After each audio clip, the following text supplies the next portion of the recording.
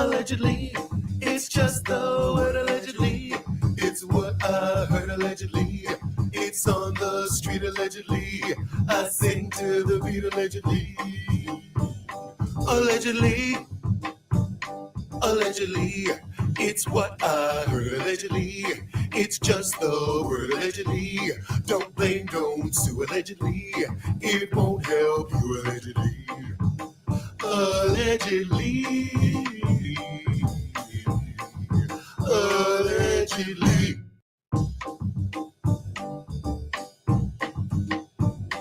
Allegedly, it's just the word allegedly. It's what I heard allegedly. It's on the street allegedly. I sing to the beat allegedly. Allegedly, allegedly, it's what I heard allegedly. It's just the word allegedly. Don't blame, don't sue allegedly. It won't help you allegedly. Allegedly. Allegedly. Bitch, one of you was flat. Hello. How we doing? Welcome to tonight's episode of Insomnia Theater. And we have perfect insomnia theater topics. Not juicy enough for a true allegedly show, but good and deep divey enough for a late night chat and a little pontificate.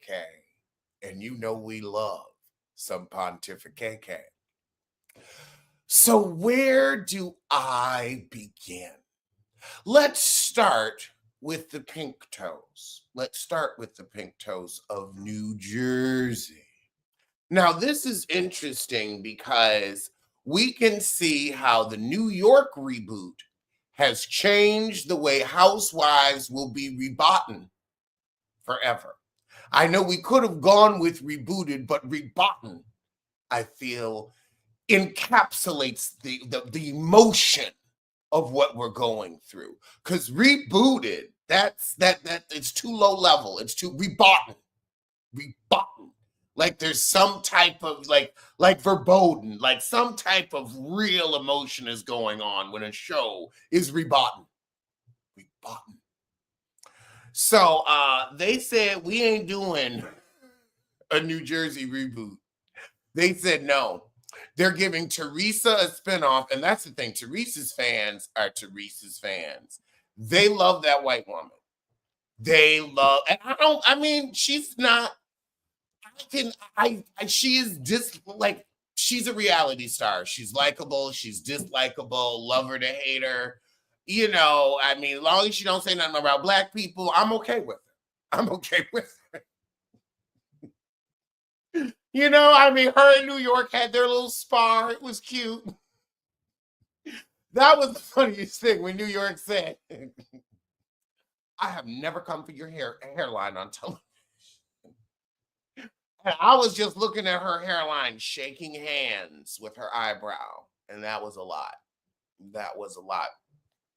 But they are going to keep Joe and Melissa. And they said they like Joe having drinks with the husbands, and they're not ready to let that go. And that's the thing, like Joe, like Melissa's likable also, like she's just like, Teresa's just so exhausting with hating this woman. It's like, girl, like I just don't, like it's just like, why? She did not sleep with your husband. Why? But we have Margaret Josephs, I think, is leaving, but Dolores Catania's gonna stay, and they got rid of John Fuda as well. But they saw that the New York complete and utter reboot went so horribly wrong. And then with Bryn this season, just shitting the bed and the open casting. And honestly, if think about it, if you were a woman of means, a woman of wealth and substance in New York, would you want to be on that loser ass cast? Like this the worst cast, the worst reboot ever. Like I wouldn't want, I feel like nobody wants anything but the real girls, and this group was so horrible. I mean, everybody said like, Raquel, we really like you, but you're kind of the baby that needs to be thrown out with the bathwater at this point. You're tainted by this awful reboot, a rebot. That's why it's rebotten, because this reboot was so shitty, and I mean not just shitty, diarrhea, black tarry stool.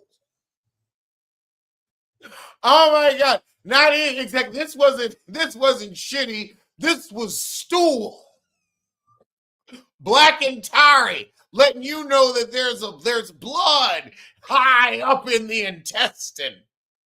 It's giving cancer. Oh my god!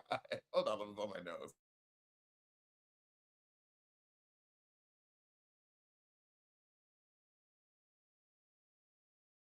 Yeah, so imagine you want to be, oh, if anybody wants to shimmy on in, please shimmy on in. I love hearing from the guests. It is Insomnia Theater. Don't be shy. Come on and chit and chat with me. But I mean, really imagine like this is the body you gonna jump in. I would say hell no. I would say even if you're going to reboot, I still would be like, no, I'm gonna need to see you able to pick a group of likable women. That because other than that, this is not it. This is not it. I mean, you ain't gonna hit it out the park every time, but I don't think they could have had worse luck. Like this was the perfect storm of not just like shitty casting, but debacle casting. Like this could have tanked a franchise. That's how trifling it was. That's how trifling it was. Like it's just horrific. Stool is the word.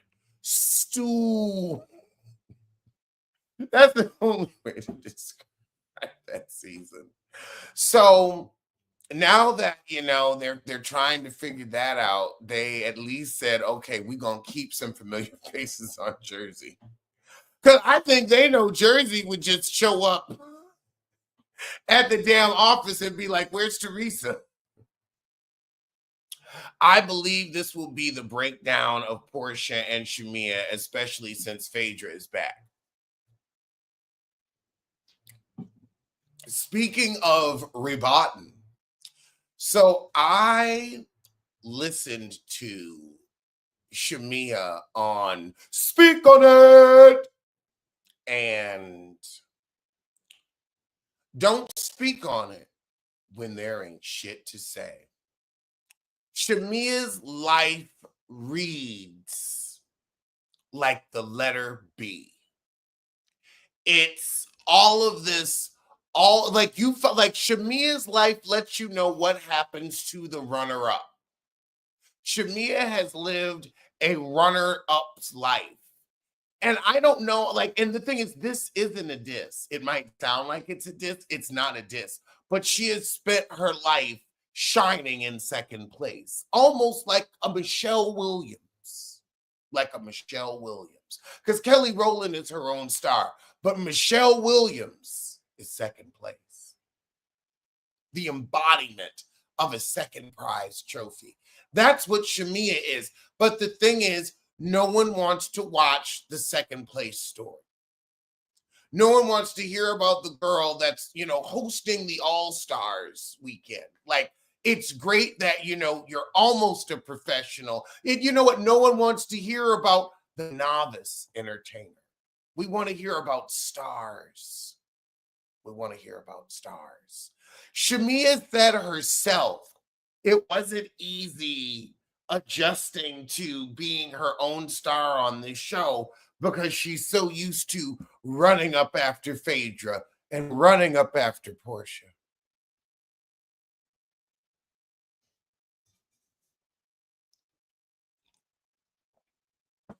And she wants to continue running up after them in real life.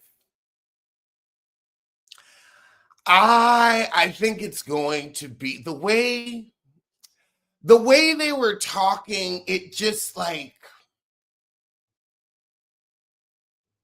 nobody seems hopeful in this season. At least that's what I think. Nobody seems that hopeful.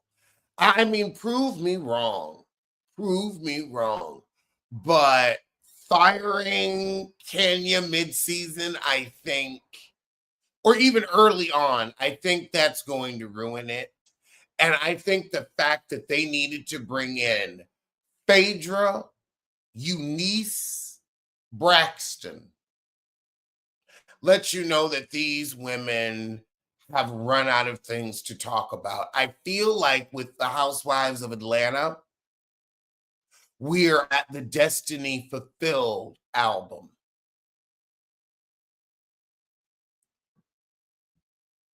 And it's time to say goodbye.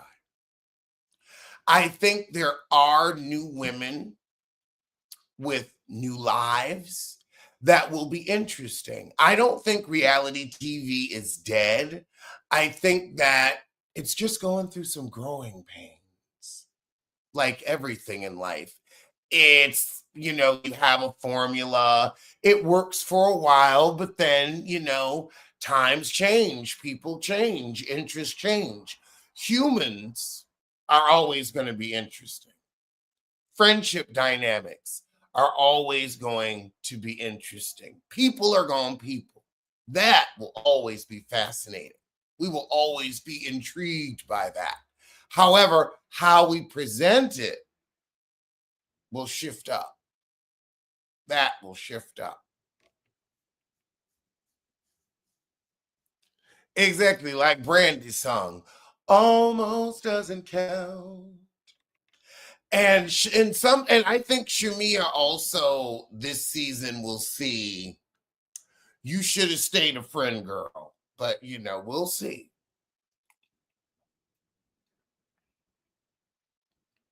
We'll see.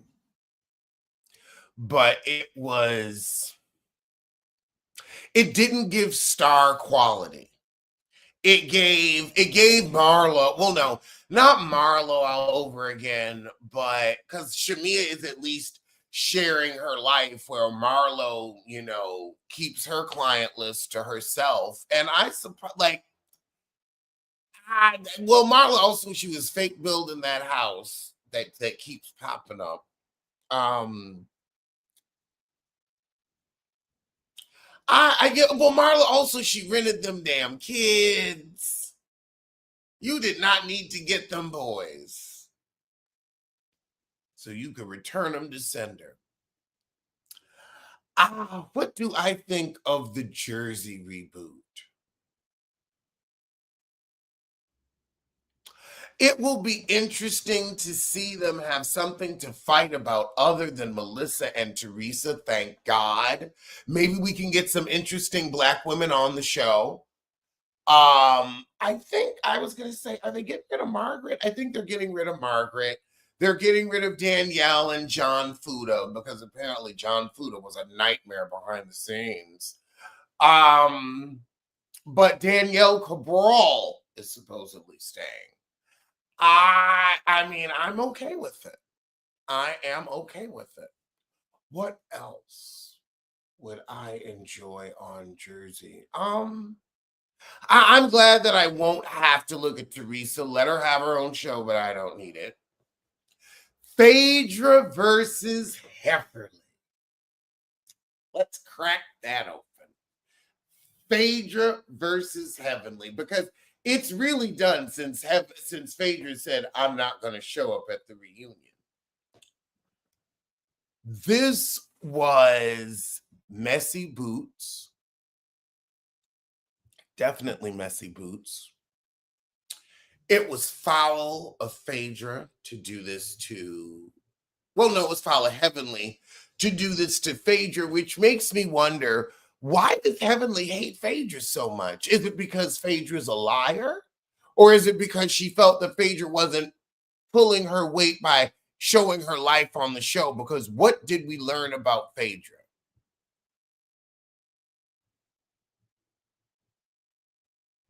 That's what we learned about Phaedra. Not a damn thing.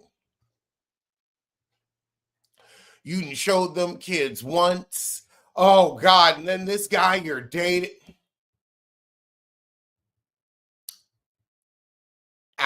Yeah, I see Heavenly's like, look, she doesn't, Heavenly don't really tell too much about her life either. But she said, nah, Phaedra, we gonna have to expose some of your tea. You got a whole ex-husband. So let's invite them. Shireen really gives Natalie Nunn energy. But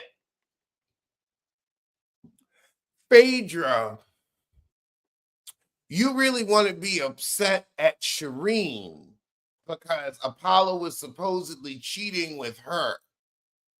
What about the men that Apollo was sitting twixt their knees in prison while he was getting those hairs did? Apollo was sitting twixt some knees. Twixt knees. And you know how popular he was, girl. That's prison royalty. Prison royalty. So you mad at Shireen? Okay, girl. I guess we have to pick our battles. But yeah, watching her say, my name ain't Faye, bad Bill. And I'm like, I know Phaedra, you were built like a chicken drumette. You just bought a waist. You just paid $4.99 for a waist. Now you want to come for you. It's funny to me. Chief girl, she looked gay to me. Well, that's Apollo friend, so everybody was getting gay vibes from Sheik. I mean, I wasn't necessarily getting gay vibes from Sheik, but well, you know, I'm so used to a TJ gay vibe. I'm so used to, you know, a leg up haunches. That honestly, I feel like Sheik was giving maybe bisexual or discreet. But still, for you to say you ain't sleeping with him, why is he in the Bahamas? If you ain't having sex, you don't need to be on a trip together. I wasn't getting intimate vibes with Phaedra and Sheik, but I was definitely getting Phaedra's like, I am not going to let Heavenly bring my ex here to embarrass me and make me look lonely. But I'm like, why do you care if he was cheating or not? He went back to prison. He was twixt knees. I would be more worried about the felony and the knees than Shireen. That's just me, though. That's just me. I'm like, you're going back to be incarcerated where I can't get to you, but you can get twixt them knees. Twixt them knees. On your haunches. Twixt knees. In prison. Prison. But she got time to worry about Shireen. And child, he leaving Shireen too. But Shireen screaming at her, Apollo don't care about you. Apollo is back on a Bravo show following Phaedra's ass.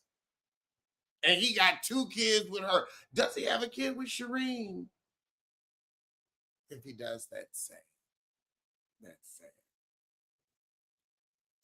King could have corrected the whole issue with Dr. G before the coleslaw of it all. Honestly, him talking to Dr. G, it's like, girl, you really wanted to have a moment with Stuart Little. I would have been more embarrassed about Quad trying to get Dr. G's goat. Because I would have said, I know you are not in front of me worrying about what your ex-husband thinks or feels. I know I'm not from me. not in front of the new man. But he did decide to check that rodent, for quad. I'm not surprised. Lord, and then Sweet Tea breaking free of Phaedra to run over and protect her coot. Because, you know, Dr. Greg older than everybody. So, I mean, but also everybody kept saying that King is so young. King is so young. Where? King does have a better chest and a better build than Elder G. But child, that face was city miles. That face was looking rough. Sun damaged.